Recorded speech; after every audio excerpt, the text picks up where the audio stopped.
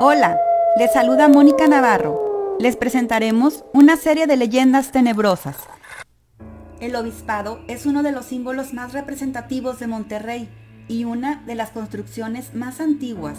Por esa razón, guarda innumerables historias. El obispado se encuentra en lo alto de antiguamente llamado Loma de Vera, hoy Cerro del Obispado. Fue construido entre 1787 y 1788 por órdenes del obispo de Monterrey, Rafael José Verger, como casa de reposo y oración, quien vivió aquí hasta su muerte en julio de 1790. A lo largo de su historia, el obispado ha tenido múltiples usos, como centro religioso, fortaleza militar, durante la intervención americana, intervención francesa, la revuelta de la Noria y la Revolución Mexicana, debido a su privilegiada ubicación desde donde se puede ver toda la ciudad. Pero no solo eso, también fue hospital durante alguna de las epidemias que azotaron a Monterrey en 1898 y 1903 y como cabaret en 1920. A pesar de los acontecimientos que se han suscitado, el obispado aún permanece de pie, dando lugar a leyendas tenebrosas. El túnel del obispado. Uno de los más grandes misterios es el de los supuestos túneles que parten de diferentes ubicaciones del centro de la ciudad hacia el obispado. Hay muchas versiones sobre la construcción y uso de estos. Algunos dicen que se construyeron antes de la invasión estadounidense en 1846. Otros afirman que se usaron para transportar soldados y municiones al obispado durante las diferentes batallas. Algunos aseguran que tramos de este túnel han sido encontrados en distintos momentos de la historia de Monterrey, por ejemplo, en la Revolución, durante la construcción de la Macroplaza, en la construcción de la tienda departamental Sears y en reparaciones al drenaje del centro. Hasta en una escuela primaria aseguran que bajo ella había un pasadizo que conducía directamente al túnel y de ahí al obispado. Se dice que en uno de los sótanos de la catedral, un arco enorme se dibujaba en la pared por una silueta de ladrillos de otro color. Se dieron cuenta que era un arco de una entrada que había sido completamente tapada con cemento. El Palacio del Obispado también despertó curiosidad cuando uno de sus pisos comenzó a hundirse sin razón aparente. Las personas encargadas del lugar no sabían cómo explicar eso. La administración del obispado optó por restringir al público esa y muchas otras áreas. De hecho, solo se tiene acceso a una mínima parte del Palacio del Obispado al día de hoy. Pero se cree que la entrada al túnel se encuentra en el piso del oratorio. Historiadores afirman que es una antigua acequia que baja por el Cerro del Obispado. Ante el crecimiento de la ciudad, esta se cubrió y tal vez alguien se percató de esto y la consideró como un túnel secreto.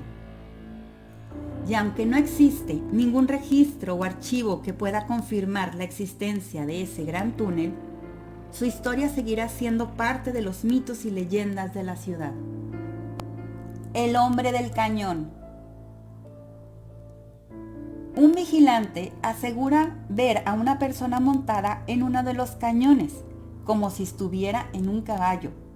Por la silueta alta y esbelta era un hombre, pero no se explica cómo había llegado sin que lo viera. La silueta estaba viendo hacia las luces de la ciudad, como si cuidara algo.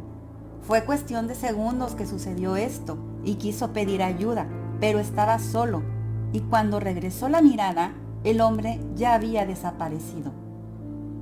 Días después lo volvió a ver en el mismo lugar, pero ahora de pie, igual junto al cañón, viendo a la ciudad. Esa vez ya ni siquiera se acercó y pensó, que él cuide lo suyo y yo cuido lo mío.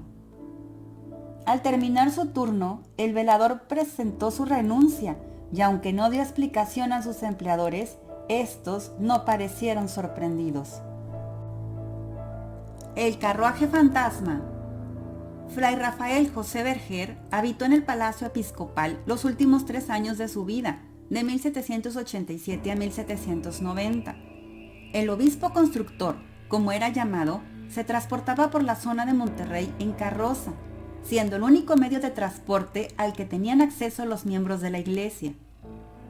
Lo que la gente cuenta es que el obispo Verger ha sido visto sobre la loma de Chepevera, paseando con su carroza a altas horas de la madrugada.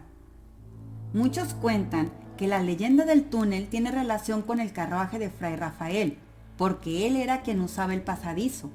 Se dice que el túnel es tan amplio que el carruaje del obispo iba y venía sin dificultad alguna.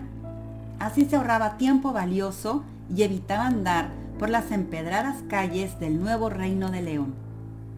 Una vecina del sector recuerda una anécdota que le contó su abuelo. Dice que durante una reunión familiar les contó a sus primos y a ella que en las travesuras de su niñez se salió sin permiso con un par de vecinos y subieron al obispado a jugar para que nadie los encontrara. Ya eran las 10 de la noche y estaba todo muy pacífico en las calles.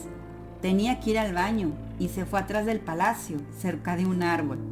Cuando levantó la mirada, vio una carreta color negra con un hombre dentro de ella. La persona se le quedó mirando fijamente, salió corriendo del temor y los otros dos niños corrieron detrás de él al oír sus gritos.